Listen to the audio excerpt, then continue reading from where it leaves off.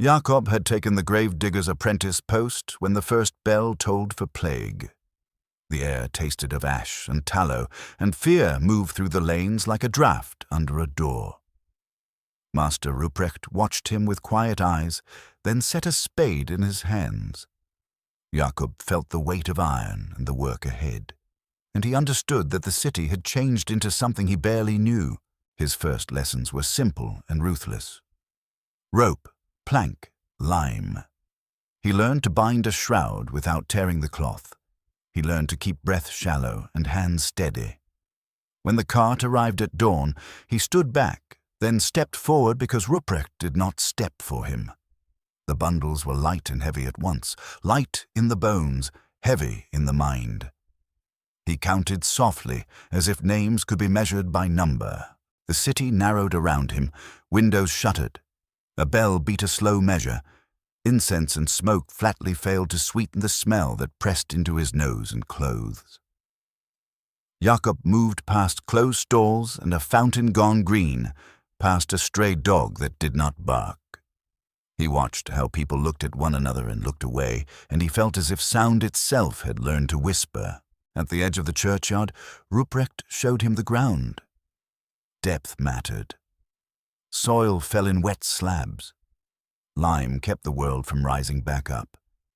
Jacob shoveled with a steady rhythm until his shoulders burned. He listened to the dull thud of earth and the sharper hiss of lime and thought about how a pit held more than bodies. It held the remains of meals, voices, and small arguments that would never be finished. Sister Adelheid came from the abbey with cloth, oil, and a voice steady as a plumb line. She did not argue with fear. She moved around it. Jacob watched her place a clean band around a brow and tie it without haste. She set out bread for the living. Jacob felt a loosened knot in his chest and followed her hands with his eyes, memorizing where gentleness could go in a day like this. A procession of flagellants came through before noon, singing like a saw across stone. Jacob watched them pass, backs striped with blood and faith. The crowd pressed inward and then drew back again. He felt their grief like a flame held too close to the skin. Ruprecht kept to the edge and kept Jacob with him, as if a steady shadow could be a kind of answer. Rumor traveled faster than the cartwheels. Wells, poison, blame. Jacob heard the words like teeth clicking in the dark. A crowd flowed toward the quarter by the river where families kept to their own law. He felt the pull of fear in his legs and the drag of duty in his chest. He and Ruprecht set themselves between a lane and a door, not to fight, but to slow the tide with their bodies and their work. The bell called a second time, and people turned their heads. It was enough to scatter the point of the crowd into smaller, weaker edges. Jacob breathed and kept standing. Rain came hard in the afternoon and turned the work to paste. Jacob felt the ground slide beneath his boots as the lip of the trench gave way. He caught a flailing arm, a boy caked with mud and fear. Together they stumbled to firmer earth.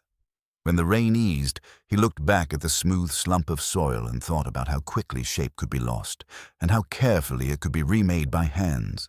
By dusk, Ruprecht coughed and pressed a hand to his side. Jacob knew the look of a man who wanted to stay standing more than he could.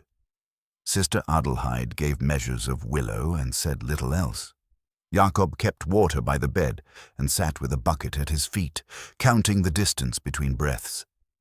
He wanted to trade places with the hour, to push the night along by will alone, and could not. When the fever rose, Ruprecht spoke in pauses and gestures. Jacob brought the tools and set them down in a careful line, as if order could lay a path back to strength. At dawn, the room fell quiet, in a way that told Jacob exactly what had ended. He washed the face and tied the last knot he had been taught to tie. The work became a goodbye he could do with his hands.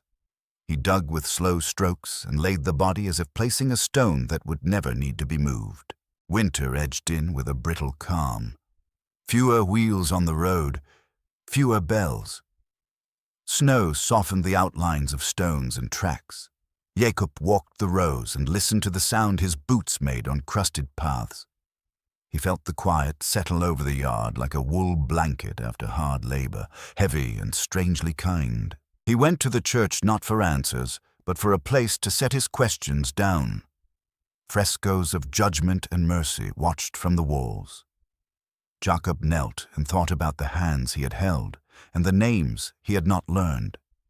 He did not know what balance could be found, only that care felt like a candle that refused to gutter in the draughts of fear. In the weeks that followed, he began to mark what he could. A name when someone spoke it, a trade when a neighbor remembered, a small carved sign when there was nothing else to say. Jacob learned that memory could live in wood and line and that simple marks could steady the heart. He kept a bundle of smooth sticks and a knife in his pouch and did this work between the heavier tasks. Spring lifted the corners of the city. Windows opened a hand's width. A market table showed a crooked line of onions and cloth. Children chased each other with the caution of new fools. Jacob carried tools past the abbey garden where Sister Adelheid bent over green leaves. He felt the stiffness in his shoulders and the loosened space in his chest at the same time. By summer, he had become the gravedigger in truth. He kept Ruprecht's spade and the habit of laying tools in order. When a family came, he listened for the name first and for the story that followed. He worked with patience and quiet hands. Jacob understood that his craft was not only to bury, but also to carry, for a little while, what others could not bear alone. That knowledge steadied him as the city learned again how to live.